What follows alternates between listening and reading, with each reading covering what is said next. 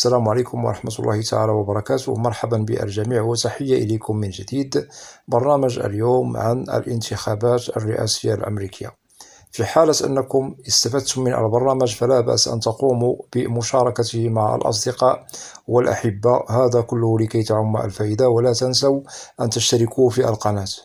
إذن هناك تساؤل مهم يطرح من طرف المهاجرين المقيمين بأمريكا، سواء إقامة قانونية أو إقامة غير قانونية. نؤكد على الذين هم مهاجرون مقيمون إقامة جرين كارد، ومنهم من تحصل على الجنسية الأمريكية، وكذلك نؤكد على الذين هم دخلوا كمهاجرين إلى الولايات المتحدة بطريقة نحسبها غير قانونية. وأنتم تعرفون الهجرة الغير الشرعية الغير القانونية التي تحسب على الدخول إلى الولايات المتحدة، سواء عن طريق الحدود المكسيكية الأمريكية، وكذلك الذين دخلوا بطرق أخرى مختلفة تحسب على الدخول بهجرة غير قانونية. وبالطبع هنا نؤكد بأن الولايات المتحدة لا تتسامح مع المهاجرين الغير القانونيين. وبالطبع في حالة أن السلطات الأمريكية ضبطت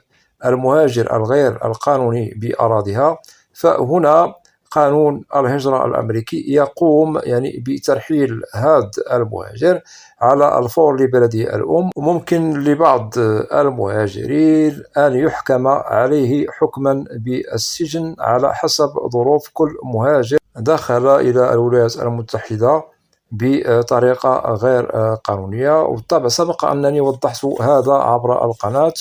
ممكن أن تقوموا بالعودة إلى هذه البرامج وسوف تستفيدوا أكثر وأكثر، وهذا للتأكيد والتبيان. ولا ننسى بأن هناك مهاجرين قدماء شرعيين مقيمين منذ سنوات فارطة، وهناك مهاجرون جدد دخلوا إلى أمريكا حديثا، وهناك مهاجرين مقبلون على الهجرة إلى الولايات المتحدة مستقبلا. إذن جميع هؤلاء يعنيهم الأمر ولهم الحق في أن يتساءلوا ويطرحوا التساؤل على من هو الرئيس الذي سوف يقود الولايات المتحدة الأمريكية في الولاية والعهدة الجديدة ما بعد الرئيس جو بايدن، الرئيس الجديد الذي ينتسب أو محسوب على الحزب الديمقراطي. وقد سبق أنه وضحنا حلقات مهمة سابقا عبر القناة، ممكن أن تقوموا بالعودة إليها. وبالطبع نؤكد على الانتخابات الرئاسية لكي تستفيدوا أكثر وأكثر من المعلومات المهمة التي وضحناها تتعلق بمستقبل الولايات المتحدة الأمريكية، من حيث من سوف يترأسها في القادم من السنوات المقبلة. هذا يجب على كل مهاجر ومهاجرة، سواء مقيمين قدماء أو مقيمين جدد، أن يضعوا في الحسبان بأنه الحزبين الجمهوري والديمقراطي المستحق للفوز بالرئاسة هو من سيحكم الولايات المتحدة الأمريكية. ونؤكد بأنه السياسة التي تحكم أمريكا سالفا وحديثا ومستقبلا هي تصب في الحزبين معا. بالطبع الحزب الجمهوري سبق أنه حكم الولايات المتحدة، وكذلك الحزب الديمقراطي سبق أنه حكم الولايات المتحدة، وهو حاليا يحكم الولايات المتحدة برئاسة الرئيس الحالي جو بايدن الذي ينتمي إلى الحزب الديمقراطي. وقد شارفت ولايته أو ولاية حكمه للبيت الأبيض عن نهايتها. بالطبع يعلم الجميع بأنه الانتخابات الرئاسية هي متصارعة بين الحزبين الديمقراطي والجمهوري، ولا زال الصراع ساري المفعول، وسيظل كذلك الصراع هو ساري المفعول إلى أن نصل إلى نقطة الفصل والحسم بين الحزبين الديمقراطي والجمهوري، لكي نعرف من هو المستحق للرئاسة كما ذكرنا. وحاليا المنافسة بين ترامب وهاريس لأجل حكم ورئاسة الولايات المتحدة الأمريكية. وبالطبع كل من هؤلاء سواء ترامب وهاريس ينتمي لحزب باسمه. ترامب ينتمي للحزب الجمهوري، هاريس تنتمي للحزب الديمقراطي. ونؤكد لكي نطمئن بأن شؤون الهجرة تسري بشكل منظم، ليس هناك من مشكل، وقانون الهجرة الأمريكي هو ساري المفعول وقانونه ثابت ويتبع لحد الآن في عهدة الرئيس جو بايدن. ولكن التساؤل الذي يشغل المهاجرين سواء القدماء أو الجدد: هل سوف تتغير قوانين شؤون الهجرة مستقبلا ما بعد فوز حزب باسمه سواء ديمقراطي أو جمهوري؟ سأجيب بالواضح لكي يتبين لكم مستقبل الهجرة والمهاجرين بالولايات المتحدة. ونؤكد بأنه التوقعات التي هي متوقعة مستقبلا بأنه ممكن لهاريس أن تتقلد وتصعد للفوز بالرئاسة الأمريكية، وبالطبع كما سبق وضحنا بأنها هي تنتمي للحزب الديمقراطي وقد تشغل حكم ولاية جديدة ما بعد جو بايدن الذي هو الرئيس الحالي للولايات المتحدة. وهاريس تشغل حاليا نائبة الرئيس، وقد انسحب بالطبع كما يعلم الجميع بايدن من الترشح للرئاسة الأمريكية، وأعطاها كامل الصلاحية لأجل الترشح للرئاسة لعهدة جديدة لعل الحزب الديمقراطي يحكم الولايات المتحدة من جديد مستقبلا في السنوات المقبلة. المهم فرضا أن هاريس فازت بالرئاسة الأمريكية، وهذا توقعاته تعم وسائل الإعلام وكذلك وجهات النظر السياسيين الأمريكيين وكذلك وجهات نظر السياسيين الذين هم خارج الولايات المتحدة الأمريكية. الكل بالطبع يتوقع وممكن ومحتمل أنه هاريس تفوز بالرئاسة الأمريكية من جديد في عهدة الحزب الديمقراطي ما بعد الرئيس الحالي جو بايدن. وبالطبع نحن لا نؤكد أو نجزم بأن هاريس سوف تحكم الولايات المتحدة 100% مستقبلا، بل هنا دائما نقولها ونؤكد عليها محتمل، وهناك توقعات بأن هاريس ممكن أنها تفوز بالرئاسة. نؤكد فقط هناك بعض المؤشرات توضح لنا هذا، أي ممكن لهاريس تحكم الولايات المتحدة مستقبلا، ويجب على المهاجر أن لا يشغل باله وذهنه لمن سوف يرأس الولايات المتحدة الأمريكية مستقبلا. فقط ننصح المهاجرين القدماء الذين لديهم تاريخ وسنوات طويلة بالولايات المتحدة. هنا نؤكد على المهاجرين القدماء، ننصحهم بالاختيار المناسب للرئيس الذي يحكم الولايات المتحدة، لأنه تعرفون بأنكم منكم من عاش في عهدة الرئيس السابق سواء كان جمهوري أو رئيس ينتسب للحزب الديمقراطي، وأنتم تعرفون الصالح لكم كرئيس مستقبلا. ونؤكد على المهاجرين الذين لديهم الحق في التصويت، نؤكد لأن المهاجرين ليس جميعهم لديهم الحق في التصويت على الرئيس الذي ممكن أن يحكم الولايات المتحدة الأمريكية. هناك فقط بعض المهاجرين الذين هم سوف نحسبهم قد تحصلوا على الجنسية الأمريكية بالطبع وجواز السفر الأمريكي، هؤلاء الذين يحق لهم أن يصوتوا للرئيس الذي يستحق أن يحكم الولايات المتحدة الأمريكية. ونؤكد هنا على المهاجرين الذين لديهم الحق في التصويت على المترشح للرئاسة الذي ترتاحون له لرئاسة البيت الأبيض والولايات المتحدة الأمريكية.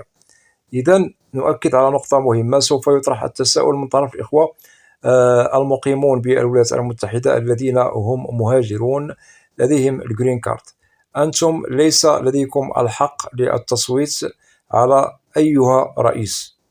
بالطبع من هو لديه الجرين كارد بالطبع إذا أراد أن يصوت فلازم مستقبلا إن حصل على الجنسية الأمريكية وجواز السفر الأمريكي، فهذا يحق له مستقبلا أن يصوت على الرئيس المناسب له لرئاسة الولايات المتحدة الأمريكية.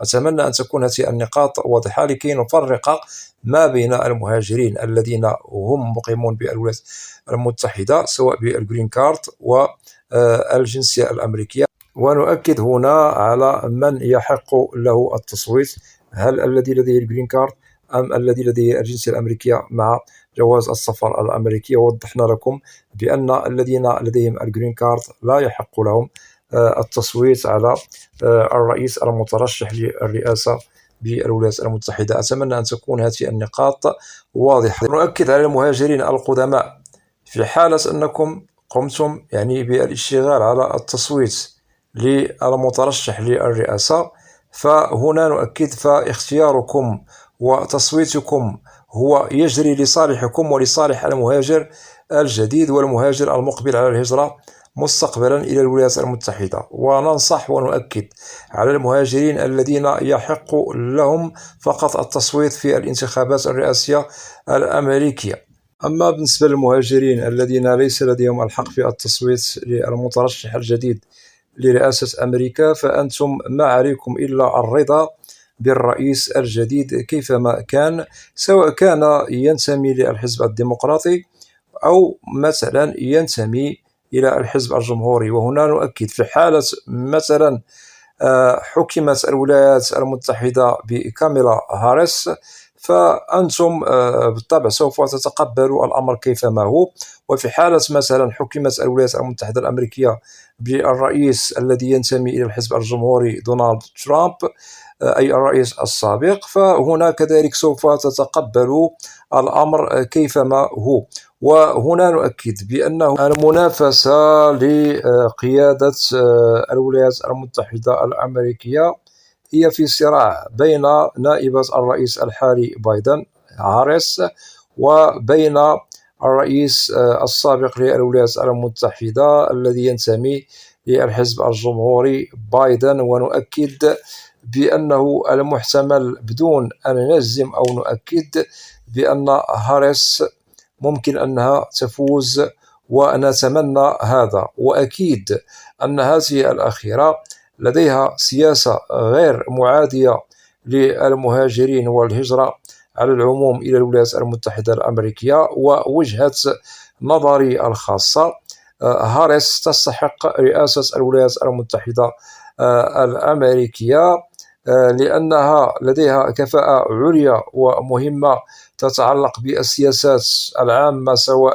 داخلية أو خارجية، وهذا سوف يتضح لكم في حالة أنه هاريس فازت بعهدة جديدة للحزب الديمقراطي. فإن حكمت الولايات المتحدة الأمريكية فهذا جيد ونتمنى هذا، وكذلك سوف يخدم المهاجرين والهجرة إلى الولايات المتحدة الأمريكية. وبالطبع سوف يتضح لكم إن شاء الله نقاط مهمة سوف أتطرق لها كحلقات عن الانتخابات الرئاسية الأمريكية، وسوف أوضح نقاط مهمة عن الشخصية المهمة التي تدخل في صلب وفحوى هذه النائبة التي تنوب عن الرئيس جو بايدن والمترشحة للرئاسة مستقبلا للولايات المتحدة. سوف أوضح نقاط مهمة عنها، وأتمنى أن تكونوا في الموعد لكي تتضح لكم الصورة أكثر وأكثر عن كاميلا هاريس. هل تستحق رئاسة الولايات المتحدة الأمريكية بنعم أم لا؟ وفي حالة فوزها نؤكد ممكن رئاستها لأمريكا لن تضر الهجرة والمهاجرين، وإن شاء الله ممكن أنها تخدم مستقبل الهجرة والمهاجرين وقانون الهجرة بالولايات المتحدة الأمريكية. أتمنى أن تكون جميع النقاط التي وضحتها لكم واضحة، وفي حالة أنه لديكم تساؤل فلا بأس أن تضعوا تعاليق عبر القناة، أي الأسئلة عبر القناة، وسوف تجد الإجابة عبر البرنامج المعروف في القناة، برنامج أسئلة وأجوبة، لأنني لا أستثني منكم أحدا. وأتمنى من الإخوة والأخوات الذين لا زالوا لم يشتركوا في القناة، أدعوكم للاشتراك في القناة وتفعيل زر الجرس ليصل إليكم كل جديد. ولا تنسوا أن تدعمونا دائما بلايك لكي نصل إلى أكبر نسبة من المشاهدة. وبالنسبة للقناة محتواها كامل وشامل عن الهجرة والمهاجرين إلى الولايات المتحدة الأمريكية. وهنا نؤكد، أنا لا أستثني منكم أحدا، وبالطبع الإخوة الذين ينتظرون الإجابة عن أسئلتهم إن شاء الله أعدكم بأنني سوف أجيبكم. وضعوا في الحسبان بأنني أعطيكم حيزا من وقتي. هناك برامج تتعلق بالهجرة والمهاجر أقوم بتنزيلها عبر القناة بالطبع إلى الولايات المتحدة، وهناك البرنامج المعروف في القناة برنامج أسئلة وأجوبة، أجيب كل من هو معني بالهجرة إلى الولايات المتحدة. وكذلك إخوة الذين لديهم تساؤل آخر عن التأشيرات التي تتعلق بفيز لغير الهجرة، سواء سياحة، دراسة، علاج، زيارة إلى غير ذلك من التأشيرات. وإن شاء الله خير، نتمنى للجميع التوفيق. وأود أن أشكر جزيل الشكر كل الإخوة والأخوات الذين يقومون بوضع تعاليق محترمة بالقناة. مرحبا بكم جميعا بأسمائكم، وإلى لقاء قريب بإذن الله، والسلام عليكم ورحمة الله تعالى وبركاته.